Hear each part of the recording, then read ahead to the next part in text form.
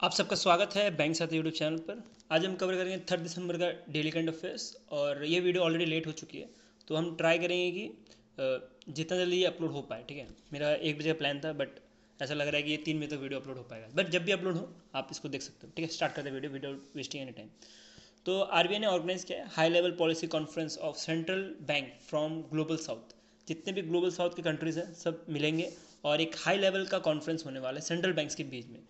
तो ये कौन कौन से कंट्रीज होने वाले हैं? इसमें टोटल आपको 18 कंट्रीज मिलेंगी। हम देखते हैं कौन कौन से 18 कंट्रीज। जैसे कि आप यहाँ से देख सकते हो, इंडिया इसका पार्ट है, चाइना इसका पार्ट है, फिर नेपाल, भूटान, ये सब पार्ट है। जितने साउथ हेमस्फीयर्स में जितने भी आते हैं, आप मान सकते हो कि वो सारे सारे ग्लोबल साउथ के जो सेंट्रल बैंक्स के जो गवर्नर्स हैं, डिप्यूटी गवर्नर्स है, वो एक साथ आएंगे और इस कॉन्फ्रेंस में मीट करेंगे। और इस कॉन्फ्रेंस का थीम क्या है वो बहुत ज़्यादा important exam point of view से। उस कॉन्फ्रेंस का थीम है वो मिलेगा आपको, building across the central banking fraternity of the global south. तो ये थीम आपको एग्जैक्ट याद रख लेना, एग्जाम पॉइंट ऑफ व्यू से बहुत ज़्यादा इंपॉर्टेंट है। और ये जैसे कि जो इवेंट हो रहा था ये इंडिया में हो रहा था, और जिस वजह से इस इवेंट को जो है ऑर्गेनाइज भी किया गया है by our RBI governor Shashikanta Das ji ने इस जो इवेंट है इसको ऑर्गेनाइज किया गया है। तो इसके अंतर्गत कैसे जो है हम अपना जो ग्लोबल साउथ है उधर कैसे हम प्रॉस्पेरिटी स्टेबल और सस्टेनेबल हो पाए, तो उसी की वजह से ये कॉन्फ्रेंस रखा गया था। जैसे मैंने आपको पहले ही बताया कि इसमें जो सेंट्रल गवर्नमेंट के गवर्नर्स हैं वो आएंगे, डिप्यूटी गवर्नर्स वो आएंगे, उसका जो ऑफिसर्स हैं वो आएंगे, और ये सारे जो हैं कैसे ग्लोबल साउथ को और ज़्यादा ग्रो कर पाए इन टर्म्स ऑफ इकोनॉमी, उसके ऊपर बात करेंगे। तो इस बार जैसे कि पता होगा कि आरबीआई जो है 1934 एक्ट के बारे में हमको पता होगा। तो आरबीआई का जो है अब 2024 में जो है टोटल 90 साल हो चुके हैं। ठीक है, तो 90 साल की वजह से जो है आरबीआई @90 इनिशिएटिव भी लिया गया था, और 90 एनिवर्सरी होने के कारण 2024 के अगस्त के महीने में एक global conference on digital public infrastructure हुआ था जो कि बेंगलोर में हुआ था। और अक्टूबर के महीने में एक high level conference on central bank at cross road, ये न्यू दिल्ली में हुआ था।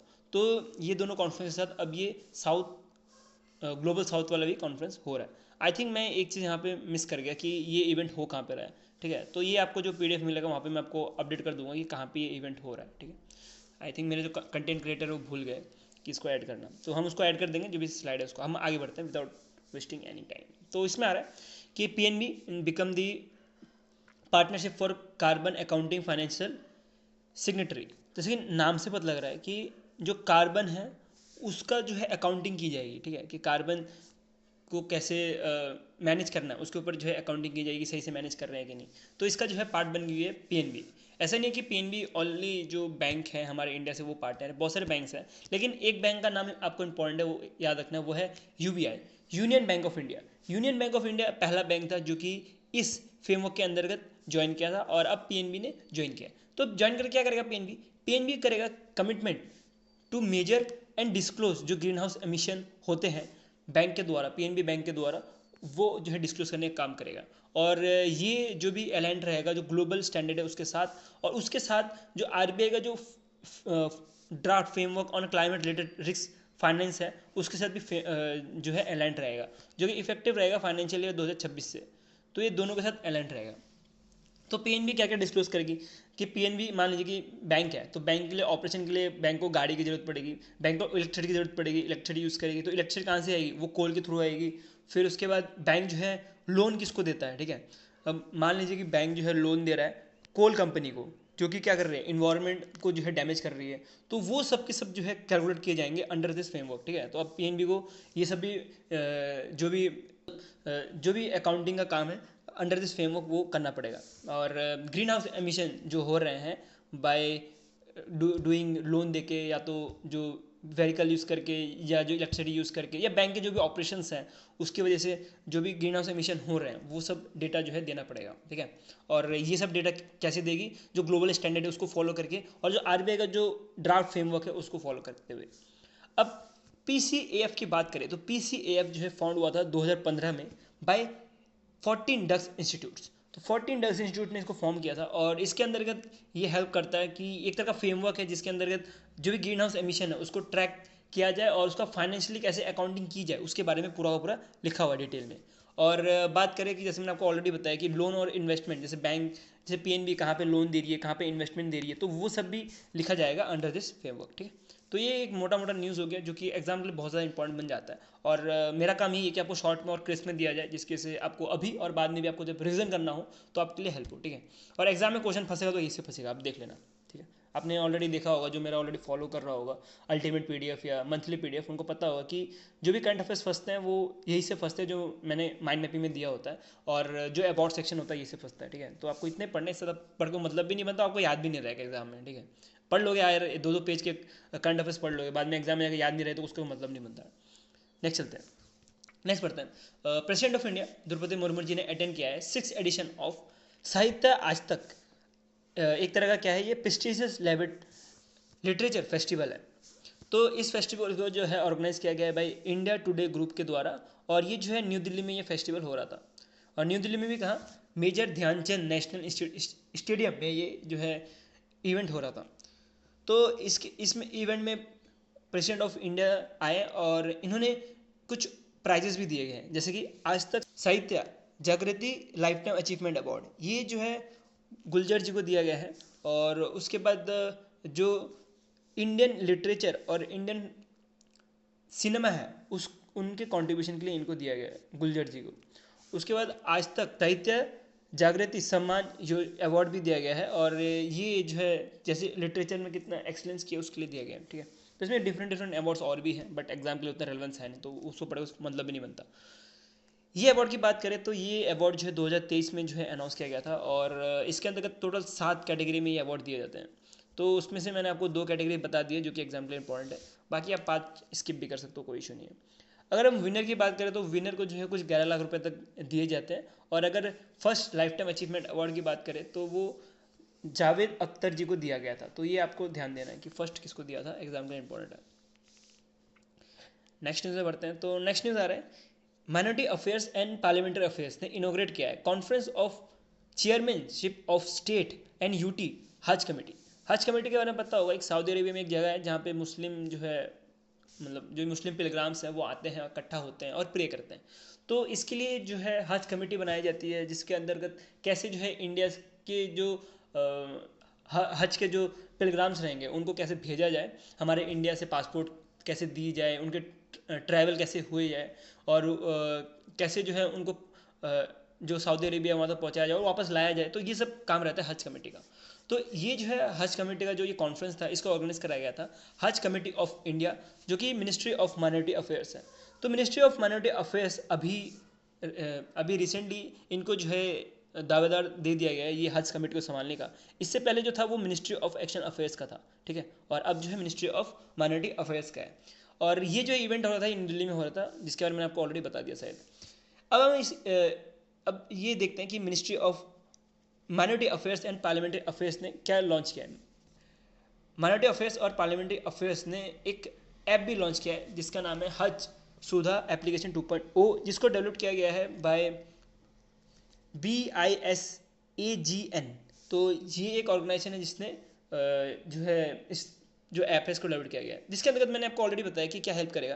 प्रोग्राम को सेलेक्ट करने की हेल्प करेगा कि किसको किसको भेजना है, किसको नहीं भेजना, उनका बोर्डिंग पास, ट्रैवल डिटेल, फिर नेविगेशन मैप, कैसे जो है उनको जाना है सऊदी अरेबिया के एयरपोर्ट स्टेशन से जो हज जहाँ पे बनता है वहाँ पे, तो वो सब देखने का काम ये जो है ऐप करने वाला है, ठीक है। इसके साथ अगर कुछ इमरजेंसी रिस्पांस हो, इमरजेंसी कुछ हो गया तो उसके लिए इमरजेंसी रिस्पांस और एडमिनिस्ट्रेशन के साथ कंटिन्यूसली कोऑर्डिनेशन कर सकते हैं बाय यूजिंग दिस ऐप। अब ऐसा नहीं है कि जो 1.0 है वो ज़्यादा टाइम हो गया लॉन्च किए, ये भी मार्च 2024 में ही लॉन्च किया था, ठीक है। तो इसके बारे में हमने ऑलरेडी जो अपना अप्रैल वाला महीने में जो आपको करंट अफेयर्स पढ़ाया था और उसमें ऑलरेडी मैंने करवाया है, ठीक है। अप्रैल वाले महीने में जो सेकंड वीकली करवाया था उसमें मैंने आपको बताया था कि जो सुधा ऐप है 1.0 वो लॉन्च किया गया है। तो अब जो है 2.0 जो है लॉन्च कर दिया गया है, ठीक है। सुविधा ऐप, सॉरी सुधा ऐप बोल रहा हूँ मैं, सुविधा ऐप, हज सुविधा ऐप जो है लॉन्च किया गया है। नेक्स्ट चलते हैं, नेक्स्ट आ रहा है department of animal husbandry dairy and fishery, जो कि आता है under the ministry of farmer and agriculture welfare के। तो इन्होंने ऑर्गेनाइज किया है फिशिंग एंड एग्रीकल्चर वेलफेयर के, तो इन्होंने ऑर्गेनाइज किया है ऑफिशियल लैंग्वेज अवार्ड सेरेमनी, जिसको चेयर कर रहे हैं जो कि सेक्रेटरी है department of animal husbandry, dairy and fishery के, कौन है, अलका उपाध्याय जी। तो अलका उपाध्याय जी इसको जो है चेयर कर रहे हैं। और ये जो भी ऐसे लिखते हैं हमारे इंडिया में, या जो भी पोइट्री, जो हमारे इंडिया में जो पोइट्री जीते हुए हैं वो सब विनर को जो है अवार्ड देने का काम करता है, ठीक है। और ऑफिशियल लैंग्वेज कितने हैं हमारे इधर इंडिया में, टोटल 22 लैंग्वेज है। तो 22 ऑफिशियल लैंग्वेज को अलग अलग से ये अवार्ड दिए गए हैं, ठीक है। तो ये अवार्ड को जो है रिप्रेजेंट किया गया है बाय मिनिस्ट्री ऑफ स्टेट, कौन, सत्यापाल जी। तो सत्यापाल जी ने जो है ये सर्टिफिकेट दिए हैं जो भी विनर है हमारे इंडिया में, इंडिया के जो ऐसे लिखे हैं या जो पोएट्री कंपटीशन में जीते हैं उनको। तो ये जो था ये सेकंड एडिशन था, और इससे पहले जो है फर्स्ट एडिशन हुआ था, वो भी आपको ध्यान देना है। सॉरी सॉरी, एक चीज़ मैंने इधर मिस कर दी कि इधर ही जो है एक second edition of official language magazine भी लॉन्च किया गया है, ठीक है। तो ये आपको ध्यान देना है, ये क्या क्या लॉन्च किया है, second edition of official language magazine भी लॉन्च किया गया है। और इसका नाम ये आप यहाँ से देख सकते हो। तो ये छोटा सा न्यूज़ था अवार्ड का, और इससे ज़्यादा आपको डीप में पढ़ने की ज़रूरत भी नहीं है, कुछ फ़ायदा नहीं है। सेलिब्रेशन की बात करें तो इस बार 75th ईयर ऑफ हिंदू दिवस जो है सेलिब्रेट किया गया है by permanent mission of India, जो कि यूएन बेस्ड है, और ये जो है यूएसए में किया गया था। अब बात करें हिंदू दिवस की, तो ये 14 सितंबर को सेलिब्रेट किया जाता है। और इसको हिंदी को एज अ एडॉप्शन किया गया था 1949 में हमारे इंडिया में। और तब से ही जो है इसको कंटिन्यूसली बनाया जाता रहता है। और अब जो है टोटल 75 ईयर्स हो गए, जैसे कि हमारे इंडिया में इंडिपेंडेंस डे भी कितना हो गया, 75 ईयर्स हो गए।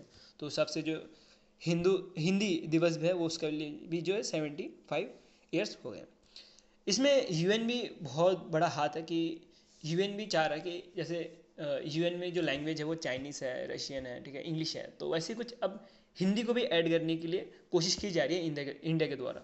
तो जो यूएन हिंदी प्रोजेक्ट है इसके अंतर्गत ये प्रमोट करता है ग्लोबली हिंदी को। और ये जो है यूएन मल्टी जो लैंग्वेज रेजोल्यूशन है सितंबर 2024 में ही इसको इंक्लूड भी किया गया था, जिसके बारे में बता रहा था कि बहुत टाइम से कोशिश कर रहा था, और अभी सितंबर के महीने में इसको इंक्लूड कर भी दिया गया है यूएन मल्टी लैंग्वेज रेजोल्यूशन के अंतर्गत। उसके बाद ग्लोबल रिकॉग्निशन की बात करें तो लीडर फ्रॉम इंडिया कहाँ कहाँ से जो है इस इवेंट में आए थे लोग, तो उसमें आपको मिलेगा लीडर्स फ्रॉम इंडिया, मॉरिशस और श्रीनेम, नेपाल और फिर ग्वानिया। तो यहाँ से जो है जो भी ये इवेंट हुआ था हिंदी दिवस, वहाँ पे आए थे। और इसके अंतर्गत जो कंपटीशन भी हुआ था हिंदी में, और कुछ प्राइज़ भी अवार्ड किए गए थे। और इसके लिए ज़्यादा एग्जाम्पल इतना इंपॉर्टेंट है नहीं रिलेवेंस कि क्या क्या प्राइज़ मिले थे, तो उसको आप स्किप भी कर सकते हो, कोई इशू नहीं। नेक्स्ट न्यूज़ में बढ़ते हैं। तो ये 11th association of south east Asia nation का जो है एक मीटिंग हो रहा था, जिसको आसियान प्लस डिफेंस मिनिस्ट्री का मीटिंग भी बोला जाता है। तो इस मीटिंग को जो है चेयर कर रहे थे वो जनरल थे लाओस के। तो आप देख सकते हो लाओस के एक चेयरमैन है, जो कि ये जो आसियान प्लस जो मीटिंग था इस पर चेयर कर रहे थे। अब आपके मन में एक क्वेश्चन चल रहा होगा, हमें आसियान का मतलब तो पता है, ठीक है, आसियान का मतलब क्या हुआ कि जो हमारे साउथ ईस्ट वाले कंट्रीज़ है वो सारे के सारे, उसके साथ ये प्लस का क्या मतलब हुआ, प्लस का मतलब हुआ +8, इसमें 8 और ऑर्गेनाइजेशन, ऑर्गेनाइजेशन नहीं, +8 और कंट्रीज जो है आए हैं और इस मीटिंग को होल्ड किया है। कौन कौन से, +8 कंट्रीज, जैसे कि आप देख सकते हो इंडिया है, चाइना है, रशिया है, जापान है, साउथ कोरिया है, ऑस्ट्रेलिया है, न्यूजीलैंड है और यूएसए है। तो ये 8 कंट्री के साथ जो आसियान कंट्रीज होती है, जो 10 आसियान कंट्रीज है, और एक जो है टूमिर लस्टे, तो ये सारे कंट्रीज जो है मिलके जो है ये जो डिफेंस मीटिंग था ये किया था। और ये कहाँ पे किया था, लाओस में किया था। ये चीज़ आपको ध्यान देनी है। तो ये मीटिंग के अंतर्गत क्या किया गया कि कैसे जो है डिफेंस सिक्योरिटी को हमारे ग्लोब जो भी साउथ ईस्ट एशिया है वहाँ पे स्टेबल कर पाए, तो उसी के लिए जो है मीटिंग हुई थी। इस मीटिंग में जो डिफेंस मिनिस्टर राजनाथ सिंह जी है ये गए थे हमारे इंडिया की तरफ से। और राजनाथ सिंह जी ने जो इंडिया में एरो इंडिया 2025 का जो इवेंट होने वाला है उसके लिए जो ये डिफेंस मिनिस्टर ऑफ लाओस हैं इनको बुलाया गया है, ठीक है। तो ये चीज़ आपको ध्यान देनी है, और इसमें ज़्यादा डीप में जाने की ज़रूरत भी नहीं है, ये मीटिंग इतना इंपॉर्टेंट है। ये बस आपको पता होना चाहिए लाओस में है, और आसियान में टोटल 10 कंट्रीज होती है। 8 कंट्रीज जो है इसमें जो प्लस है, इसका मतलब जो 8 कंट्रीज है उसके लिए लिखा गया है। 8 कंट्रीज है +1 एक और कंट्रीज है, वो आपको नाम याद रखना है, क्या नाम है, टिमुर लास्टे। तो ये चीज़ आपको ध्यान देनी है, ठीक है। टाइमुर की याद आ गई यार इसमें। नेक्स्ट है स्पोर्ट्स। तो स्पोर्ट्स में आ रहा है कि जीटी ओपन 2024 एक तरह का इंडोर वर्ल्ड सीरीज़ है, और ये जो है एक तरह का आर्चरी का सीरीज़ है, ठीक है, जिसमें इंडिया के जो आर्चर हैं ज्योति ज्योति जी ने जीता है, और इन्होंने गोल्ड लाया है इन वुमेन कंपाउंड इवेंट में, ठीक है। तो ज्योति जी के साथ एक विन विनम जी भी थे, तो इन दोनों का नाम आपको ध्यान देना है। इसके साथ अभिषेक वर्मा जी, तो इन्होंने सिल्वर मेडल जीता है इधर, और इनका जो है मैन कंपाउंड इवेंट था, तो ये मैन कंपाउंड इवेंट में इन्होंने सिल्वर मेडल जीता है। अगर मेडल टैली की बात करें तो सबसे ज़्यादा जो है मेडल टैली नेदरलैंड ने जीता है। नेदरलैंड ने टोटल 2 गोल्ड जीते हैं, और उसके बाद सेकंड नंबर की बात करें तो कोटिया ने जीता है, और थर्ड नंबर की बात करें तो ये जॉइंटली जो है साउथ कोरिया और इंडिया ने जीता है, ठीक है। तो इंडिया का जो रैंक है इसमें थर्ड नंबर में मिलेगा इन टर्म्स ऑफ क्या गोल्डन, इन टर्म्स ऑफ जो मेडल टैली है उसके। तो ये जो इवेंट हो रहा था ये सेकंड स्टेज का था, इसके बाद थर्ड स्टेज होगा, फिर फाइनल होगा, ठीक है। तो ये जो है सेकंड स्टेज था, और ये जो है स्विट्ज़रलैंड, ये जो है अभी जो स्विट्ज़रलैंड में एक इवेंट हो रहा था स्विस ओपन, तो स्विस ओपन 2024 वो जो था वो फर्स्ट स्टेज था, और अब जो है सेकंड स्टेज है जीटी ओपन 2024 का, ठीक है। और इसका थर्ड स्टेज आएगा, उसका फाइनल जो है वो लॉस वेगस में यूएसए में होगा, वो मार्च 9 2025 पे, ठीक है। तो आपको कभी कभी डायरेक्टली क्वेश्चन पूछ लिया जाता है कि ये जो जीटी ओपन सीरीज स्टेज 2 है इसका विनर कौन है, तो ये आपको पता होना चाहिए, ठीक है। तो ये ऐसे डिफरेंट डिफरेंट जो है इवेंट होते रहते हैं आर्चरी में, ठीक है, तो ये चीज़ आपको ध्यान देनी है। और मैंने आपको 1 भी बता दिया कि 1 कहाँ पे हो गया हुआ है, और 2 बता दिया, और 3 जो है वो अभी जब आगे आएगा आपको मिल जाएगा, जो दिसंबर वाला, सॉरी दिसंबर नहीं, जनवरी वाला महीना है, वहीं पे आपको ये 3 भी दिखने मिल जाएगा। नेक्स्ट चलते हैं, नेक्स्ट जो है वो आ रहा है 112 दावोस कप 2024 का, और ये जो है स्पेन में हो रहा था ये कप, और इसको जो है जीता गया इटली की जो टीम है उसके द्वारा, और ये जो कप है ये टेनिस के लिए खेला जाता है। तो इसमें आप देख सकते हो कि इटली ने जो है नेदरलैंड को हराया था 2-0 से, और इटली जो है सेकेंड टाइम ये जीत चुकी है, सेकेंड कंसेक्यूटिव टाइम जो है ये कप जीत चुकी है। अब ये कप इतना पुराना है, 112 112 एडिशन है इसका, तो इसका मतलब कि ये बहुत पुराना जो है कप है। तो ये बहुत पुराना कप इसलिए बिकॉज इसको जो है लॉन्च किया गया था 90s में, ठीक है, 90s में 90s में लॉन्च किया था, ठीक है। तो तब से ये जो है चल रहा है, और अब जो है कुछ 112 जो है अब तक ये खेला जा चुका है, ठीक है, इस कप को। और सबसे ज़्यादा बात करें कि कौन जो है इस कप को जो है होल्ड करता है इन टर्म्स ऑफ मेडल, तो आपको मिलेगा यूएसए, तो ये चीज़ आपको ध्यान देनी है, ठीक है। और एक चीज़ मैं बताने भूल गया आपको कि ये जो कप है ये होता है जो इंटरनेशनल मेंस टेनिस टीम है उसके बीच में, ठीक है।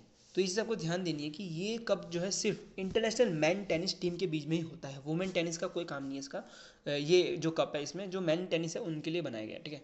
तो आपको यहीं से कभी कभी इनडायरेक्टली क्वेश्चन पूछ भी दिया जाता है कि जो दावोस कप है ये किसके लिए है, इंटरनेशनल मैन के लिए है, वुमेन के लिए है, दोनों के लिए है, ऐसे क्वेश्चन बना के पूछ सकता है एग्जामिनर, तो आपको ये चीज़ ध्यान देनी है।